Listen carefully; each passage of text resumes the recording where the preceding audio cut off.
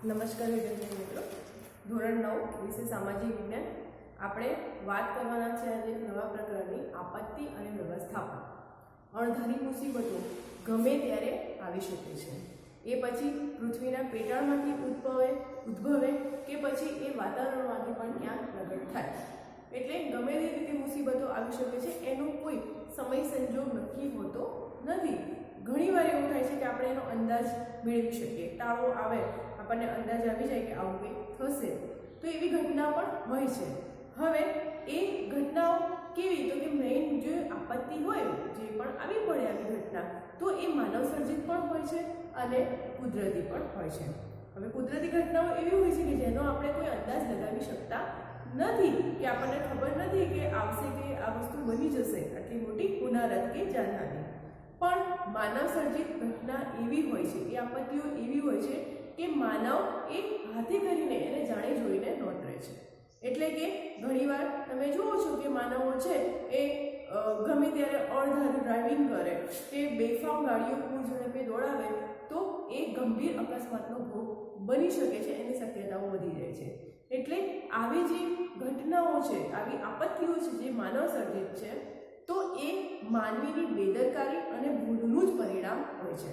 અને માનવી એને બહુ જ ખરાબ રીતે ભોગવે છે. એની અસરો છે એ મૃત્યુ સુધી પણ જાય છે, જાનહાનિ પણ થાય છે. આવી ઘટનાની એક વાત કરીએ આપણે તો જાપાનના હિરોશીમા અને નાગાસાકી જે શહેરો હતા, એવું કહેવાય કે જાપાનનું હૃદય કહેવાતું, કે અર્થવ્યવસ્થાનો એક ભાગ. તો એવા જે બે મુખ્ય શહેરો હતા, એની ઉપર અમેરિકાએ પરમાણુ બોમ્બ જીત્યા અને એ જે શહેરો હતા એ સંપૂર્ણપણે નાશ થઈ ગયા. અને એની પરમાણુની અસરો એ ઘણા લાંબા સમય સુધી એ જે માનવો છે એમને ભોગવવી પડી, કે એઓ ખોળખાપણવાળા જન્મતા, એમના શારીરિક કે જેનેટિક ખામીઓ આવતી. તો આવી બધી પરિસ્થિતિનો સામનો કરી શકાય, પણ એ માનવની જે ગંભીર બેદરકારી અને ભૂલ છે એના લીધે જ જાનહાનિ થાય છે. કુદરતી ઘટનાઓ છે, કુદરતી આપત્તિઓ છે, જેનો આપણે કોઈ તાળો લગાવી શકતા નથી. એ પૃથ્વીના પેટાળમાંથી, એટલે કે ભૂકંપ આવે છે, જ્વાળામુખી ફાટે છે, તો આવી બધી રીતે એને આવી શકે છે અને એમાં માનવીનો કોઈ વાંક હોતો નથી. એ કુદરતી રીતે બનતી ઘટનાઓ છે. અને એવી ઘટનાઓ પણ ઘણી ખરી છે કે જો માનવી ઈચ્છે તો આવી કુદરતી આપત્તિઓ પર થોડો ઘણો અંકુશ છે એ મૂકી શકે છે. જેમ કે પૂર આવે તો મોટા મોટા બંધો છે, તો એ બંધ હોય એટલે કે એની આડ બંધ કરેલો હોય, એ નદીનો પ્રવાહ હોય, એ પ્રવાહને રોકી રાખવામાં આવેલો છે. હવે રોકી રાખ્યું હોય એટલે પાણી, જે નદીનું પાણી છે એ ભરાવો થતું જ રહે. અને પછી એમાંથી એ લોકો એ પાણીનો સંગ્રહ કરીને વીજળી ઉત્પન્ન કરવાનું, કે અમુક જે ગામોને મળતા ના હોય એને સિંચાઈ મારફત પાણી ઉપલબ્ધ કરાવવાનું કામ છે એ કરતા હોય છે. પણ આવું બાંધકામ છે, આળબંધો છે, એ ક્યારેક વિનાશ પણ નોંધી શકે છે. કારણ કે સતત વરસાદ જો ચોમાસાની ઋતુમાં વરસ્યા કરે, એ પાણીનો પ્રવાહ છે એ વધી જાય, ત્યારે આવા બંધ છે એ મોટા પ્રમાણમાં જાનહાનિ કરે છે. કારણ કે એટલું સંગ્રહાયેલું પાણી હોય, ધીરે આવતું પાણી હોય તો એ પૂર ના આવે. પણ જો આ બંધ છે, આ ડેમ છે, એના દ્વારા જે બાંધી રાખવામાં આવેલું પાણી, એટલે એ નદીના પ્રવાહને રોકી રાખવાનું પાણી વધારે પ્રમાણમાં સંગ્રહાય, અને જો એ બાંધકામ ડેમ છલકાઈ જાય તો એના પરિણામે છે એ મોટી જાનહાનિ થઈ શકે છે. પૂર જેવી પરિસ્થિતિ, કે નદીની આસપાસના જે કિનારાના વિસ્તારો છે, ગામો છે, એ તણાઈ શકે છે. એટલે કુદરતી પરિસ્થિતિઓ, કુદરતી આપત્તિઓ પણ એવી છે કે જેને ઘણે અંશે અંકુશમાં લાવી શકાય છે.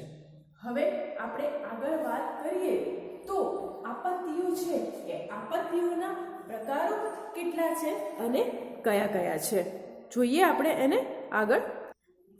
આપત્તિના મુખ્યત્વે બે પ્રકારો છે. એક છે કુદરતી આપત્તિ અને એક છે માનવ સર્જિત આપત્તિ. કુદરત એટલે કુદરત દ્વારા બનતી અણધારી ઘટનાઓ, અને માનવ સર્જિત એટલે માનવ દ્વારા બનતી અણધારી ઘટનાઓ, કે જે જાનહાનિ અને નુકસાન છે, વિનાશ છે એ નોંધે છે. તો અહીંયા જોઈએ કુદરતી આપત્તિમાં કઈ આપત્તિઓ આવે તો તમને બધાને ખબર હશે. પૂર, વાવાઝોડું, એના સિવાય ભૂકંપ, જ્વાળામુખી, દુકાળ, સુનામી અને જ્વાળામુખી દારૂણ જેવી પરિસ્થિતિ આવે. સતત જો વરસાદ વરસે, એક ધારો વરસાદ, તો પૂર જેવી પરિસ્થિતિ ઉદ્ભવી શકે છે. પછી આગળ આગ લાગે. ઘણીવાર કુદરતી જંગલોમાં તમે જુઓ તો દાવાનળ ફાટી નીકળે છે. ઘણા બધા ગીચ વૃક્ષો હોય અને એકબીજાની ડાળીઓના ઘર્ષણ થાય અને એના લીધે જંગલમાં અચાનક આગ ફાટી નીકળે અને પવન ફૂંકાય જોરથી. સુકાયેલા પાંદડા હોય તો એ આવા જંગલને ઘણું બધું છે બાળી નાખે છે. એ આગને કંટ્રોલ કરવો એ મુશ્કેલ થઈ પડે છે. તમે ઘણીવાર જોયું કે એમેઝોનના જંગલોમાં આગ લાગી છે. આવી જંગલો છે એ મોટા પ્રમાણમાં આગ લાગે તો એના પર કાબૂ મેળવવો બહુ જ મુશ્કેલ બને છે. એટલે એવી પરિસ્થિતિ, વાવાઝોડું આવે છે, સુનામી આવે છે, દુષ્કાળ, સતત વરસાદ ના વરસે ત્યારે દુષ્કાળ જેવી પરિસ્થિતિ ઉદ્ભવે છે. પાણી ના મળે, નદી નાળા છે સુકાઈ જાય ત્યારે દુષ્કાળની પરિસ્થિતિ ઉદ્ભવે છે. હવે આવી પરિસ્થિતિ છે એ ઘણે ઘણે અંશે છે કાબુ લાવી શકાય છે. જેમ કે પૂર છે, વાવાઝોડું છે, સુનામી છે, દુષ્કાળ છે તો લાવી શકાય. પરંતુ ઘણી કુદરતી આપત્તિઓ એવી છે કે જે તત્કાળ બની જાય છે, એવો પળના સેકન્ડમાં બની જાય છે કે જેની ઉપર માનવનો કંટ્રોલ હોતો નથી. જેમ કે ભૂકંપ, જ્વાળામુખી ફાટવો, અચાનક વિસ્ફોટ થાય, દાવાનળ સળગી ઉઠવો, તો આ છે એ અચાનક બનતી ઘટનાઓ છે. એવું નથી કે ધીરે ધીરે આવે. સતત વરસાદ આવે, એક અઠવાડિયું સતત વરસે, બીજા વર્ષે, મહિના સુધી વરસે તો માનવીને ખબર પડી જાય કે હવે પૂર આવશે. કારણ કે વરસાદ છે અટકવાનું નામ લેતો નથી, તો એનો અંદાજ લાગી શકાય. પણ ભૂકંપ આવે કે પછી અચાનક આગ ફાટી નીકળે, જ્વાળામુખી, દાવાનળ જેવી પરિસ્થિતિ ઉદ્ભવે ત્યારે તેનો અંદાજ છે માનવી લગાવી શકતો નથી. આંખના સેકન્ડમાં, પલવારમાં છે એ આવી ઘટના બની જતી હોય છે. તમે ભૂકંપની વાત કરો તો ભૂકંપ છે અચાનક પર તમે ગમે તે કોઈ પણ પરિસ્થિતિમાં હોય તો અચાનક છે એ જમીનના આંચકા અનુભવાય. તમે ત્યારે તાળો અંદાજ ના લાવી શકો કે ભૂકંપ જેવી ઘટના બની ગઈ અને એ સેકન્ડ વારમાં પણ ઘણી બધી બિલ્ડિંગો છે એ પડી ભાંગી છે, એવી જાનહાનિ પણ થઈ છે. તો આવી ઘટનાઓ છે એ તત્કાળ બની જતી હોય છે. હવે આગળ આવી ઘટનાઓમાં બધા વિશે ડિટેલમાં ચર્ચા કરવાના છે કે જ્યારે આવી કુદરતી આપત્તિઓ આવી પડે, ઘણા ખરા અંશે ક્યાંક ને ક્યાંક આપણે સામનો કરવો પડે. જીવન છે એ જીવન સંઘર્ષોનું બીજું નામ છે. તો આવું કંઈક તો રહેવાનું જ છે. એક ધાર્યું સરળ જીવન કોઈનું રહેવાનું નથી. એટલે આવી અણધારી મુસીબતો આવવાની છે અને એનો સામનો કેવી રીતે કરવો, જો એ મુસીબતો આવી પડે તો એમાંથી પાર કેવી રીતે ઉગરવું, તો એના માટેની ચર્ચા કરવાની છે. આપણે પહેલી પરિસ્થિતિની વાત કરીએ, કુદરતી આપત્તિની વાત કરીએ તો પૂર. નદીઓના પ્રવાહ છે એ છલકાઈ જાય, એક ધારો વરસાદ પડે ત્યારે પૂર જેવી પરિસ્થિતિ ઉદ્ભવે છે. એટલે વિશાળ ભૂમિ વિસ્તારનું જે સતત કેટલાય દિવસો સુધી પાણીમાં ડૂબી રહેવું એટલે એને કહેવાય પૂર. આપણે ઘણીવાર જમીનો હોય છે, જમીનનો ઘણો બધો ભાગ છે એ ડૂબી જાય, પાણી જે પાણીની જળ સપાટી છે એ આખી એ ભૂમિ ભાગ ઉપર ફરી વળે. તમે જુઓ તો વરસાદ એક ધારો પડે તો મોટા મોટા ખાબોચિયા ભરાઈ જાય, મોટા મોટા તળાવો ભરાઈ જાય. હજી એ વરસાદ સતત ચાલુ રહે તો એ ચારે બાજુમાં જળબંબાકાર. તમે ચોમાસામાં વરસાદમાં આવી પરિસ્થિતિ જોઈ હશે, સમાચારોમાં, ન્યૂઝમાં સતત અપડેટ આવતી રહે તો આવી જળબંબાકાર પરિસ્થિતિ ઉદ્ભવે, રસ્તાઓ પણ ડૂબી જાય, લોકોની ગાડીઓ પણ તરવા માંડે. તો આવો ભૂમિ વિસ્તાર એટલે કે જમીનનો ભાગ છે એ સતત પાણીમાં ગરકાવ થયેલો રહે, ડૂબી રહેલો રહે ત્યારે પૂર જેવી આપત્તિ છે એ આવે છે. મોટા ભાગે લોકો પૂરની ઘટનાને નદી સાથે જોડે છે. શા માટે નદી સાથે જોડે છે? કારણ કે નદીનું પાણી, નદીનો પ્રવાહ છે એ વધી જાય ત્યારે એ પ્રવાહ એનો જે એનો ક્યારો છે એ છલકાઈ જાય એટલે એ ગામો તરફ ફરી વળે છે અને એ કિનારાના ભાગો ઉપરથી પાણી વહીને નજીકના જે જમીન વિસ્તારો હોય એની ઉપર ફરી વળે છે. તમે જુઓ ચોમાસાની ઋતુમાં જ્યારે વરસાદ વધારે પડે ત્યારે ન્યૂઝમાં અપડેટ આવે કે નદી કિનારાના જે પણ ગામો હતા એ ગામોને તાત્કાલિક ખાલી કરાવ્યા, કારણ કે પૂર જેવી ઉદ્ભવી પરિસ્થિતિ છે એ ઉદ્ભવી શકે છે.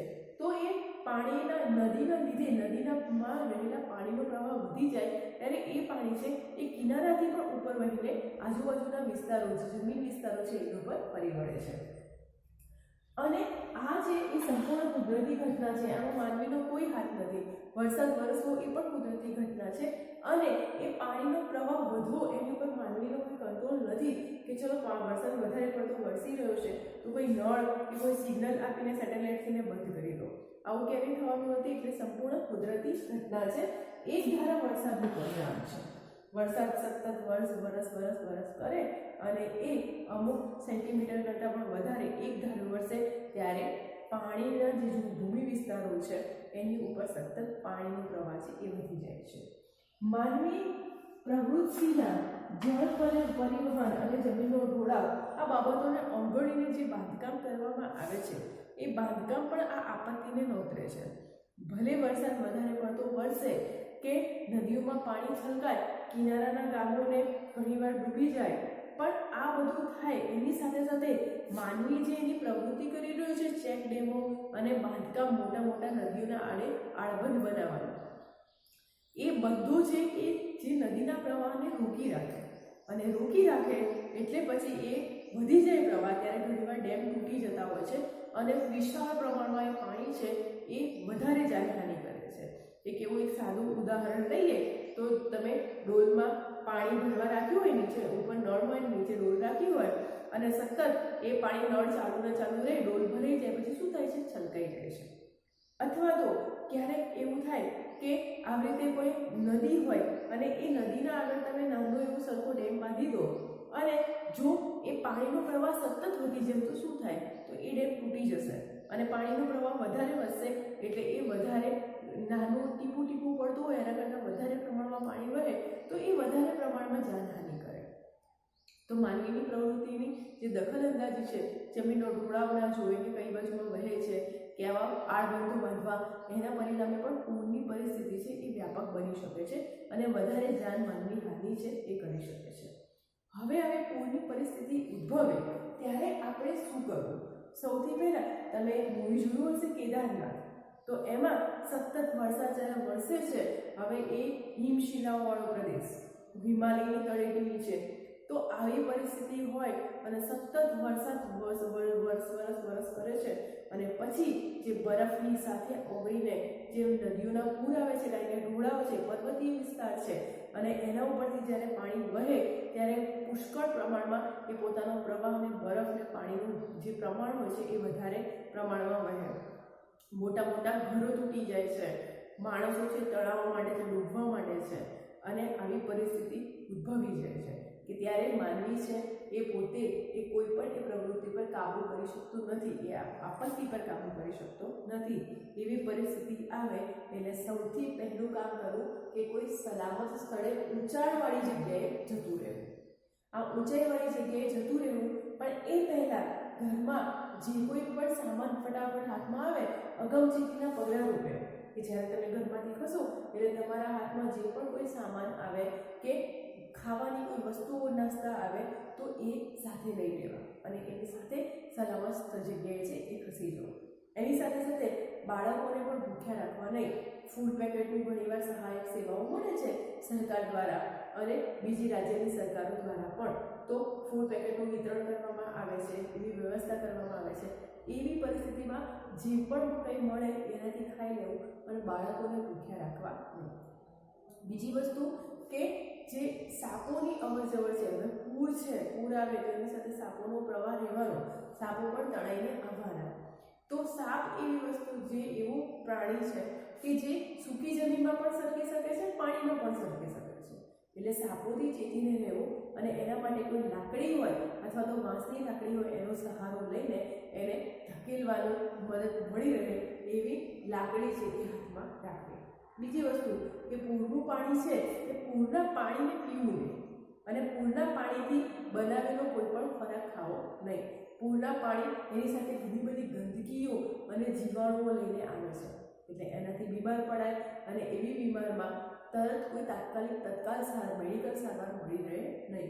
માટે એ પૂરના પાણીથી બનાવીને રાંધેલો ખોરાક છે એ ક્યારેય ખાવો નહીં. જોઈએ આપણે આગળ ડિટેલમાં કે સલામત સ્થાને પોતાનો કિંમતી અને અંગત જરૂરિયાતવાળો સામાન લઈ લેવો. સૌથી પહેલાં પૂર આવે એટલે આપણને શું યાદ આવે કે થોડા ઘણા કપડાં લઈ લઈએ, મોબાઈલ લઈ લઈએ, ચાર્જર લઈ લઈએ, ટોર્ચ લઈ લઈએ, સાથે સાથે અમુક જે વોલેટ તમારું છે, રૂપિયા પૈસા છે એ લઈ લઈએ. તો આવી સમય સૂચકતા વાપરીને ફટાફટ જરૂરિયાત જેટલો સામાન છે એ લઈને સલામત સ્થળે ખસી જવું પડે.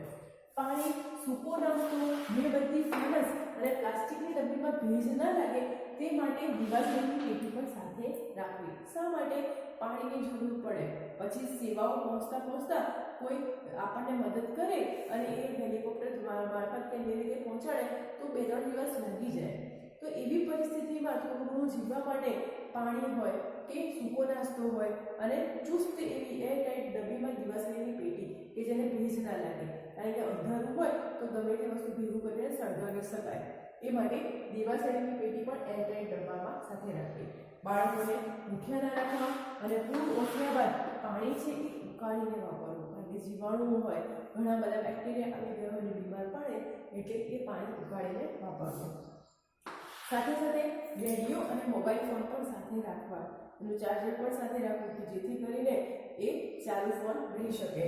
સાપથી સાવધાન રહેવું અને એના માટે જે લાકડી હોય, પૂરીને સૂકી વાંસની લાકડી અથવા કોઈ પણ લાકડી છે એ તમે રાખી શકો છો. એટલે આટલી સમય સૂચકતા વાપરીને આટલી વસ્તુ હાથમાં રહી અને હાથમાં ઘી રાખીને એ લઈને ખસી જવું પડે સારામાં સ્થળે. હવે શું ના કરવું આવી પરિસ્થિતિમાં? તો સલામત ઊંચાઈવાળી જગ્યાએ પહોંચી જવું અને એ પહોંચ્યા પછી પૂરના પાણીથી બનેલો ખોરાક નહીં ખાવાનો. જેમ મેં તમને કહ્યું કે પૂરના પાણીમાં ઘણા બધા જીવાણુ હોય, બેક્ટેરિયા હોય, એને ખાવાથી ડાયરિયાનું થઈ જાય, જે તમને ઉલટીઓ ઉપકારની તકલીફ થઈ શકે છે. પાણી ખાલી થઈ જાય તાત્કાલિક કોઈ મેડિકલ સારવાર મળે નહીં અને એના માટે એ પૂરના પાણીથી કોઈ પણ વસ્તુ છે બનાવીને ખાવી નહીં. આ ઉપરાંત તમને એવું હોય કે ફટાફટ આ પાણી વધે છે, તમે તમારા ઘરના ધાબા ઉપર છત ઉપર છો અને એમ થાય કે અહીંયાથી ખસી જઈએ, તો કોઈ પણ જગ્યાએ સલામત, જે તમે સલામત જગ્યાએ છો, ઊંચાઈવાળી જગ્યાએ છો કે જ્યાંથી તમે ડૂબવાની શક્યતાઓ બહુ ઓછી રહી છે, પાણી પહોંચતું નથી એટલે ઊંચાઈવાળી જગ્યાએ છો, પણ ત્યાંથી ખસવું હોય તો આગળની પરિસ્થિતિનો સંપૂર્ણ તાળો, એની માહિતી એ મેળવીને જ ખસવું જોઈએ, નહીં તો તકલીફમાં મુકાઈ જઈએ. એટલે સલામત સ્થળેથી આપણે બહાર જઈએ એના પહેલાં ખાસ તો માર્ગો અને જે પરિસ્થિતિ છે એની ચોક્કસ માહિતી લીધા વગર બહાર નીકળવું નહીં. જો અણધાર્યું તમે કોઈ ડિસિઝન લો એવા સમય તો મુસીબતમાં પડી શકો છો. તમારા ઘરનું જે બાંધકામ અથવા તો કોઈ ઢોળાવાળી કે સલામત જગ્યા હોય અને તેનાથી તમે ઉતાવળ કરીને એમ થાય બહાર નીકળી જઈએ, પણ આગળ જ જતાં નદી અને જે રસ્તાઓ છે એ પાણીમાં ડૂબેલા હોય તો ત્યાં તમે ફસાઈ શકો છો. એના સિવાય બહારની પરિસ્થિતિ કેવી છે અને કેવી હાલત છે કે મદદ મળી રહેશે કે નહીં, તો આવી પરિસ્થિતિની ચોક્કસ માહિતી લીધા વગર એ સલામત જગ્યાએથી બહાર ખસવું નહીં અને એ ત્યાં વિતાવવા પણ નથી.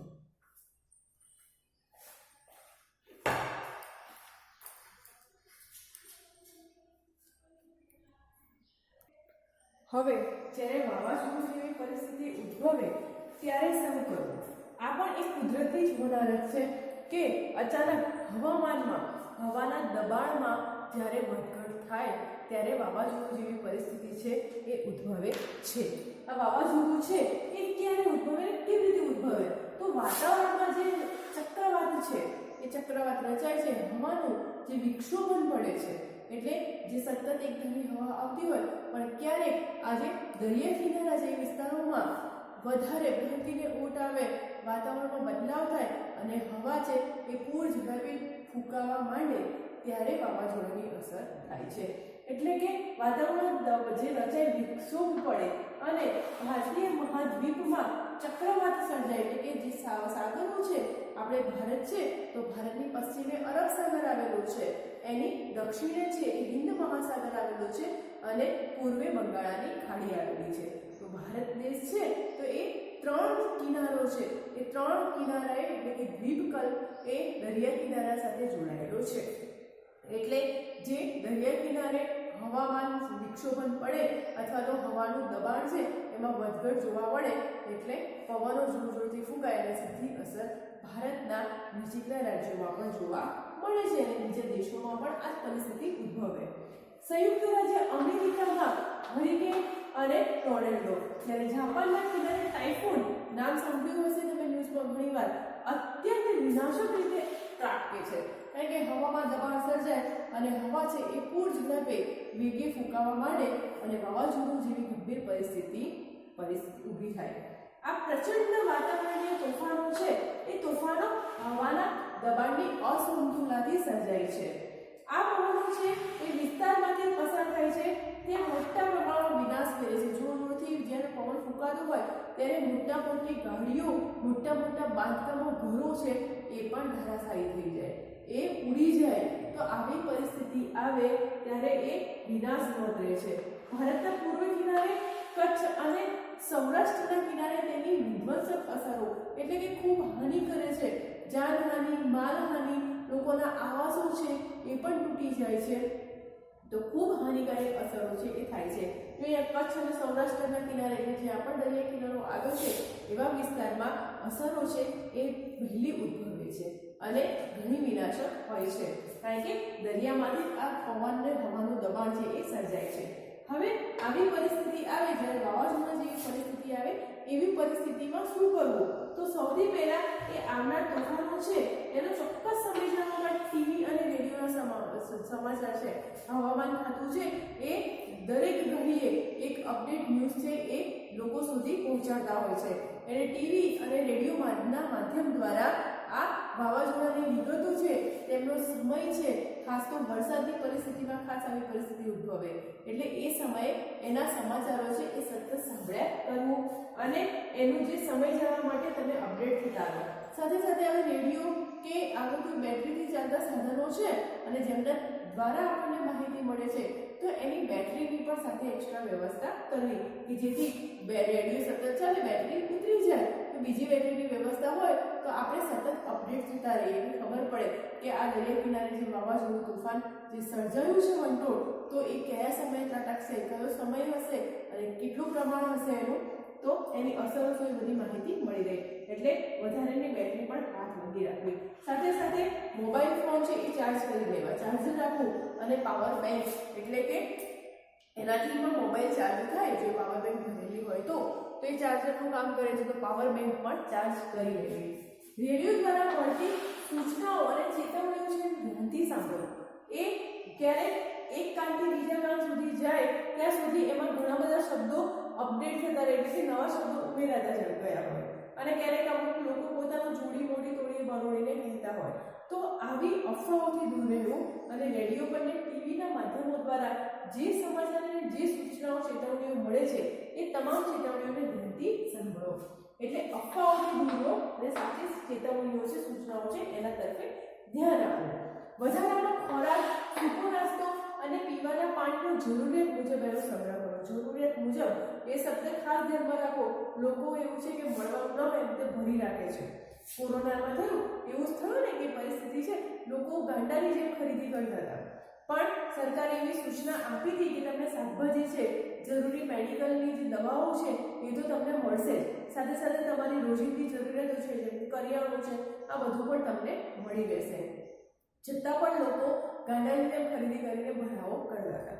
આ બધી વસ્તુઓ અમુક સમય તો બગડવાની જ છે અને જો એ મળતી હોય અને પછી વેપારીઓ શું કરે કે બજારમાં લોકો તૂટી પડે છે ખરીદી કરવા, એટલે અચાનક ભાવ વધારો કરી દે અને મોંઘી કિંમતે એ વસ્તુ ખરીદવી પડે. એટલે નુકસાન તો છેવટે સંગ્રહ પૂરી કરનારને જ જાય. એના માટે જરૂરિયાત પૂરતી જ વસ્તુઓ સંગ્રહ કરવો. બાળકો અને વૃદ્ધો માટે જરૂરી ખોરાક અને દવાઓ છે એ પણ સાથે રાખવી. બચાવ તંત્ર દ્વારા ઘર છોડીને જો તમને જવાની સૂચના આપે તો તાત્કાલિક ઘર છોડી દો. અમુક લોકો એવા કે જેમને ઘર છોડવું ના ગમે, પણ જો સૂચનાઓ અપાતી હોય તો તમારી સુરક્ષાને ધ્યાનમાં રાખીને જ અપાતી હોય. એટલે જેવી બચત તંત્ર દ્વારા તમને સૂચના આપવામાં આવે તો એ વિસ્તાર અને ઘર છે એ તાત્કાલિક છોડી દો.